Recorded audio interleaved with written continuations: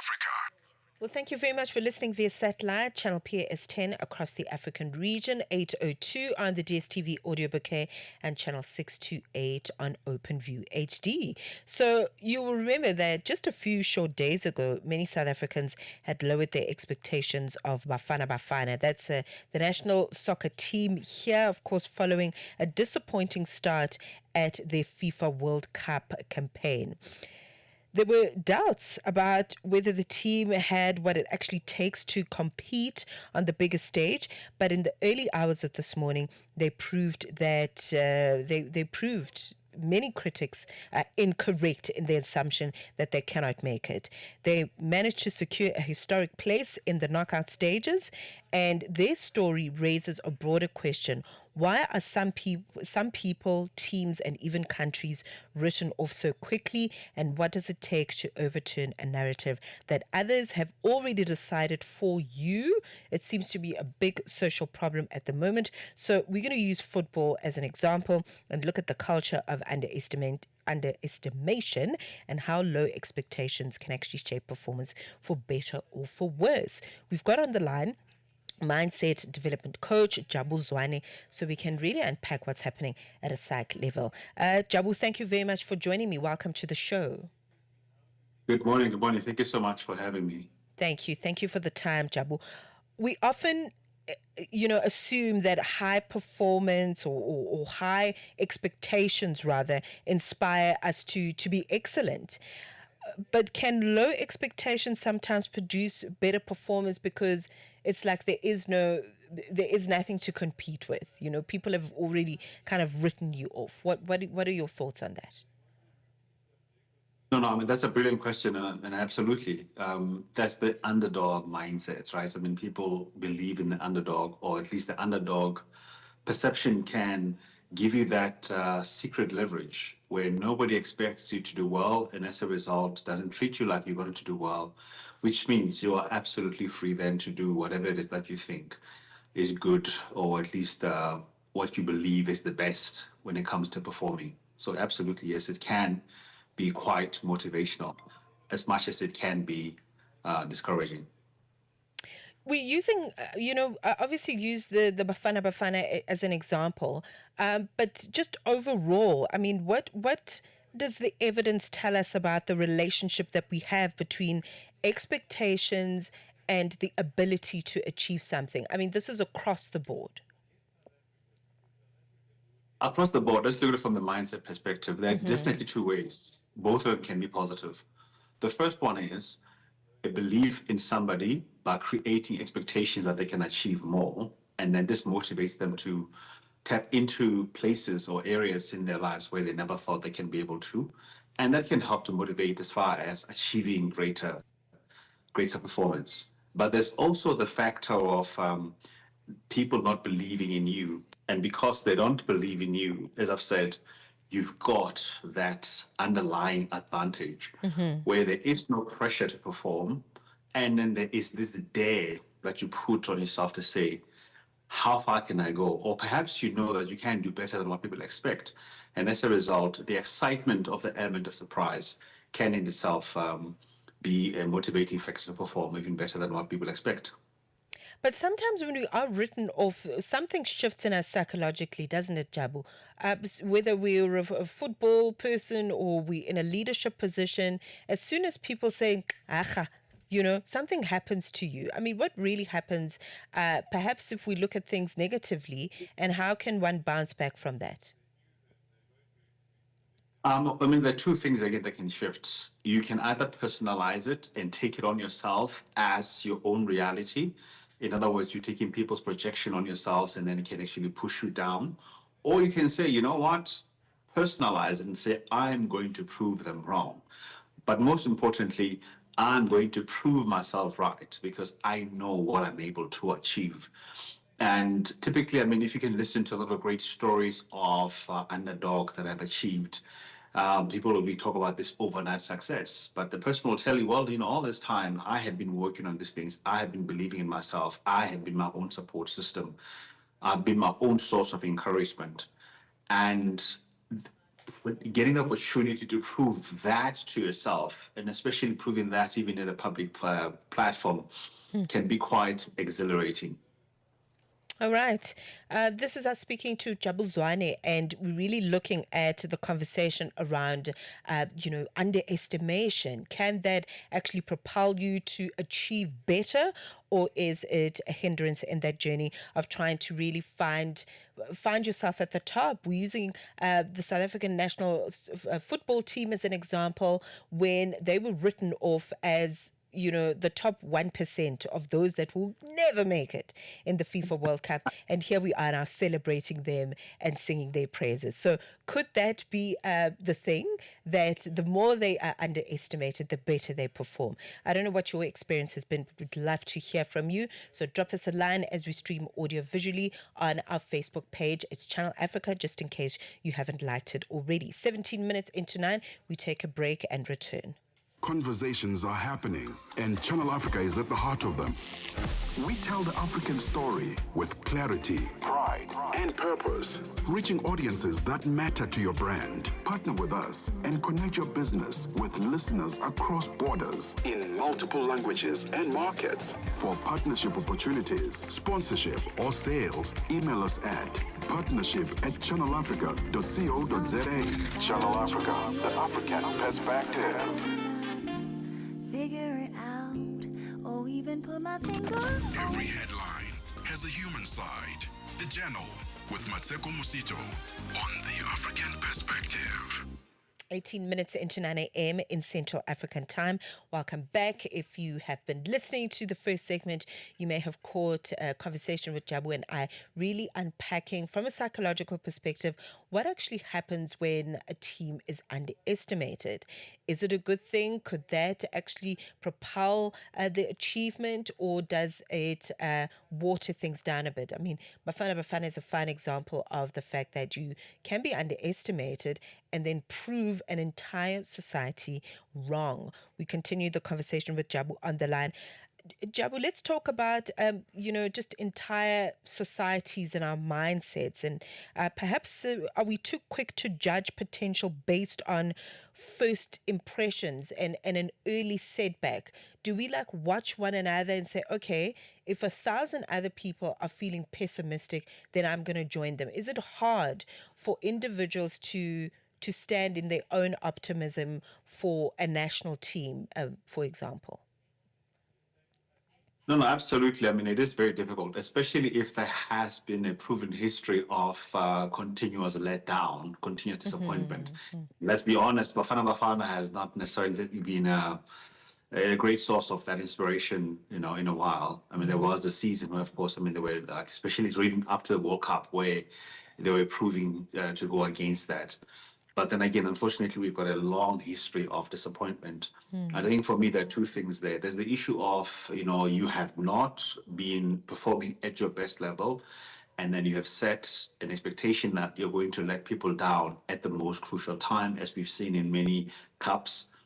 And then, of course, I mean, there's this element where at some point you decide, you know what, we're sick and tired of being the laughing stock. We're sick and tired of not being, of all the national teams not being the one that brings pride to the country. And perhaps then either the coach or the team together, they decide, we want to also be part of that pride. And I think I want to then highlight there that whether it is the faith of people in you, coaches, mothers, parents, or friends, ultimately you have to own it at a very personal level if you're going to change the trajectory of your life or the trajectory of whatever it is that you're doing. If you want it to be better than that, you gotta at some point believe, even if it means that you're riding on the belief on other people and you're personalizing that belief. Okay, I was actually going to ask you about that, because that's something you mentioned in our first segment in the discussion around, proving people right, proving to people that I'm going to do this. You are so wrong. is that a healthy, is that an unhealthy way, I want to say, of approaching things? Because now you're mentioning that it's got to come from a bigger place, and that bigger place is from within. So is it negative necessarily if I'm like, okay, you don't believe in me, well then I will show you. I mean, look, it's positive to the degree that it helps you to achieve what you set out to achieve. It becomes limited where it ends with I'm going to prove you wrong. But you don't have I'm going to prove you wrong in order to prove myself right, in order for me to be confident and have self-esteem. And unfortunately, the underdog mentality ends with many people with I've proven them wrong and I've achieved, now what? And this is where typically then imposter syndrome comes in, that somebody would be stepping into the space to prove people wrong, but because they have not taken on and personalized proving themselves right, there becomes a disconnect between achievement and their own self-belief in terms of their potential. So in the absence of that resistance, where somebody says you're not going to make it happen, and then you don't know how to fight against so you only know how to fight against, you're not going to make it happen, and then somebody comes and says, I believe in you, you can do this, and now the circumstances around the perception of performance have changed. Most people then struggle to be in spaces where people now believe in themselves because they have proven themselves to be worthy. And unfortunately, this is where the whole crashing out happens, where then people start running away from the top of their game, and they start going to spaces where they can start again from scratch, where they're not believed, so they can prove people wrong. And it becomes a mindset and a pattern that is very difficult to get out of. That's very interesting. Yeah, that's very interesting that we long for that so deeply. And because we're tribal, you just then start to look for a new tribe, where you can exist in, Yes. in, in places where you're appreciated. It is actually quite a real thing. But I mean, we're using the sporting phenomenon as an example, but we see this, Jabu, in many other spaces, with women, or the first black to do something, or artists, that are often invisible in this highly hyper visible time that we live in. But what are the long term consequences of that? Repeatedly seen as the underdog, if we can use that term once again. Um, but what are the patterns that can come with that mentally when you're often seen to not exceed expectations, and then you do? Um, how does that affect your capability?